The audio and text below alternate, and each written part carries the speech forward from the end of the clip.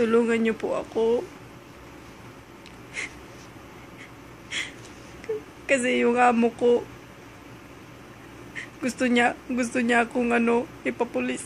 Hindi ko naman alam kung anong kasalanan ko. Nung June 5 po, tumatawag po siya sa akin. 8 beses, hindi ko po alam na nag-ring po yung cellphone kasi sira po. Pagdating niya po galing sa Estera, yung park po,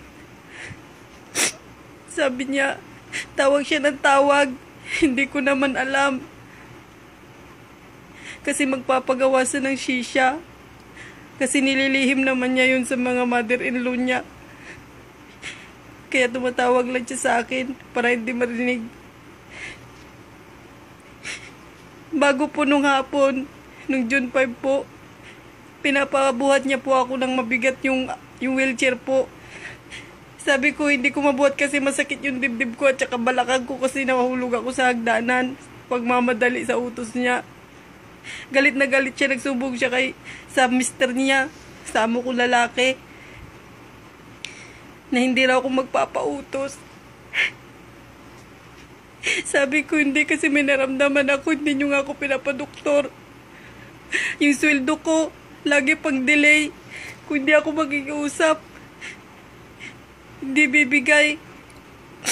Tulungan nyo po ako kung sino pong nakaano sa polo. I-send nyo po yung video na to. Gusto ko po umuwi na ng Pilipinas.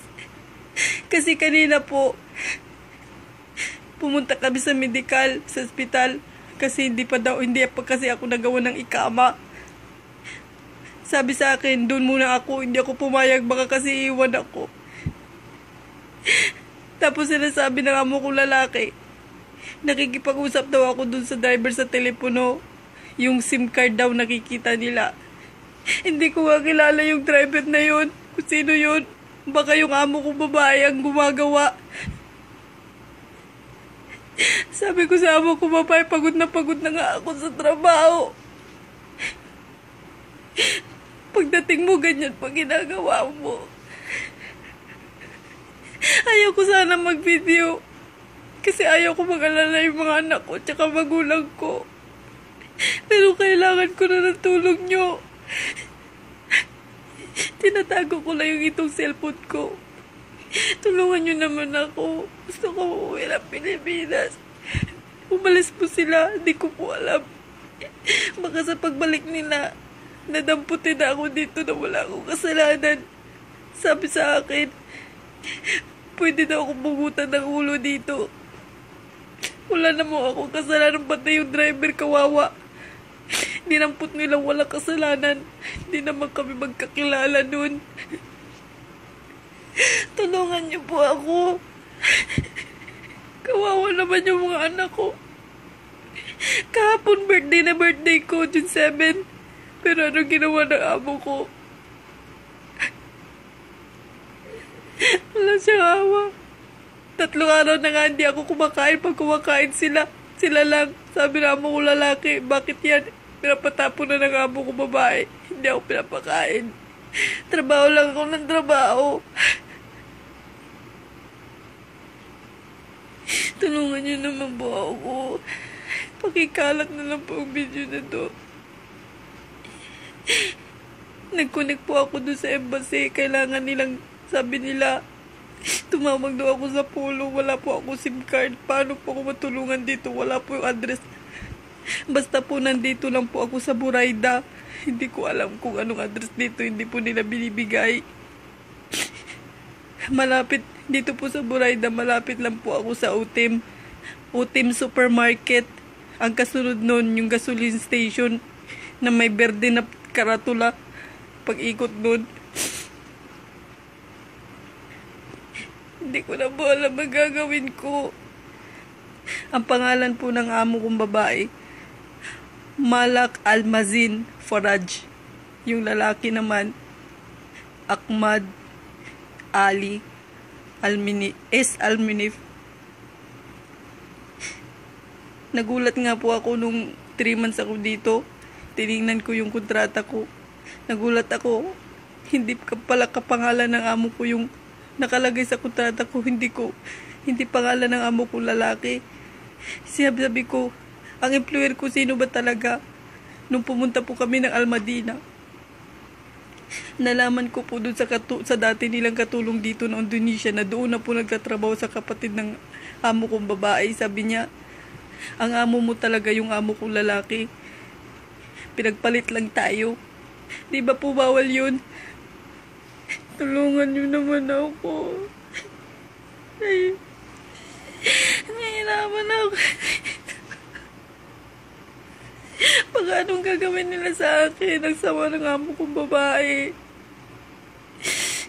Grabe po talaga siya. Pinapatulog ako. Alas 3, 4 na madaling araw gigising ng mga alas 5 para sikasuhin ng estudyante. Tsaka siya, papasok. Halos wala akong tulog. Sinisigawan ako, kulang pa sa pagkain. Pakikalat na lang po ang video na to, please. Kailangan ko na po ang tulong nyo. Parangawan nyo na. Hindi ko po alam mangyayari ngayon. Salamat po sa makakatulong sa akin. God bless sa inyong lahat. Pakishare na lang po. Mga anak ko, mahal ko kayo.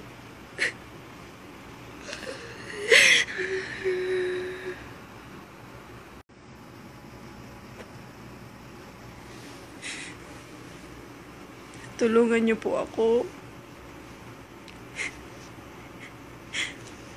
Kasi yung amo ko, gusto niya akong ipapulis. Hindi ko naman alam kung anong kasalanan ko. Nung June 5 po, tumatawag po siya sa akin.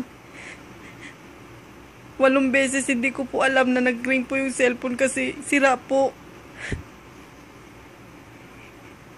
Pagdating niya po galing sa Estera, yung park po, sabi niya, tawag siya ng tawag. Hindi ko naman alam. Kasi magpapagawa siya ng shisha. Kasi nililihim naman niya yun sa mga mother-in-law niya. Kaya tumatawag lang siya sa akin para hindi marinig. Bago po nung hapon, nung June 5 po, pinapabuhat niya po ako ng mabigat yung wheelchair po. Sabi ko, hindi ko mabuhat kasi masakit yung dibdib ko at saka balakang ko kasi nahulog ako sa hagdanan pagmamadali sa utos niya. Galit na galit siya, nagsubog siya sa mister niya, sa amo ko lalaki, na hindi raw ako magpapautos. Sabi ko, hindi kasi may naramdaman ako, hindi nyo nga ako pinapadoktor. Yung sweldo ko, lagi pang delay. Kung hindi ako makikiusap, hindi bibigay. Tulungan nyo po ako kung sino pong nakaano sa polo, i-send nyo po yung video na to. Gusto ko po umuwi na ng Pilipinas. Kasi kanina po, pumunta kami sa medical, sa hospital. Kasi hindi pa kasi ako nagawa ng ikama. Sabi sa akin, doon muna ako, hindi ako pumayag, baka kasi iwan ako. Tapos sinasabi ng amo ko lalaki, nakikipag-usap daw ako doon sa driver sa telepono. Yung SIM card daw nakikita nila. Hindi ko nga kilala yung driver na yun. Kung sino yun. Baka yung amo ko babae ang gumagawa.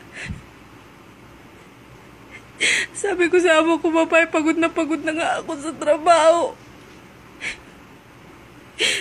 Pagdating mo, ganyan pa ginagawa mo. Ayaw ko sana mag-video. Kasi ayaw ko mag-alala yung mga anak ko tsaka magulang ko. Pero kailangan ko na ng tulong nyo. Tinatago ko lang yung itong cellphone ko. Tulungan nyo naman ako. Gusto ko uuwi ng Pilipinas. Umalis po sila. Hindi ko po alam. Baka sa pagbalik nila, nadamputin na ako dito na wala akong kasalanan. Sabi sa akin, pwede na ako bumutan ng ulo dito. Wala naman akong kasalanan, pati yung driver kawawa. Dinampot nilang walang kasalanan. Hindi naman kami magkakilala nun. Tulungan niyo po ako. Kawawa naman yung mga anak ko. Kahapon birthday ko, June 7. Pero ano ginawa ng amo ko? Wala siyang awa. 3 araw na nga hindi ako kumakain. Pag kumakain sila, sila lang. Sabi na amo ko lalaki, bakit yan? Pinapatapon na ng amo ko babae. Hindi ako pinapakain. Trabaho lang ako ng trabaho. Tulungan niyo naman po ako. Pakikalat na lang po ang video na to. Nag-connect po ako doon sa embassy. Kailangan nilang, sabi nila, tumawag daw ako sa Polo. Wala po ako SIM card. Paano po ako matulungan dito? Wala po yung address. Basta po nandito lang po ako sa Buraida. Hindi ko alam kung anong address dito. Hindi po nila binibigay. Malapit dito po sa Buraida. Malapit lang po ako sa Utim. Utim Supermarket. Ang kasunod nun, yung gasoline station na may berde na karatula. Pag-ikot nun. Hindi ko na po alam ang gagawin ko. Ang pangalan po ng amo kong babae, Malak Almazin Faraj. Yung lalaki naman, Ahmad Ali Alminif. Nagulat nga po ako nung 3 months ako dito. Tinignan ko yung kontrata ko. Nagulat ako. Hindi pala kapangalan ng amo ko yung nakalagay sa kontrata ko. Hindi pangalan ng amo ko lalaki. Sabi ko, ang employer ko sino ba talaga? Nung pumunta po kami ng Almadina, nalaman ko po doon sa dati nilang katulong dito na Indonesia na doon na po nagtatrabaho sa kapatid ng amo kong babae. Sabi niya, ang amo mo talaga yung amo kong lalaki. Pinagpalit lang tayo. Di ba po bawal yun? Tulungan niyo naman ako. Ay, nahihirapan ako. Pag anong gagawin nila sa akin, ang sama ng amo kong babae. Grabe po talaga siya. Pinapatulog ako, alas 3 4 na, madaling araw gigising ng mga alas 5 para sikasuhin ng estudyante. Tsaka siya, papasok. Halos wala akong tulog, sinisigawan ako, kulang pa sa pagkain. Pakikalat na lang po ang video na to, please. Kailangan ko na po ang tulong nyo, parangawan nyo na. Hindi ko po alam mangyayari ngayon. Salamat po sa makakatulong sa akin. God bless sa inyong lahat. Pakishare na lang po. Mga anak ko, mahal ko kayo.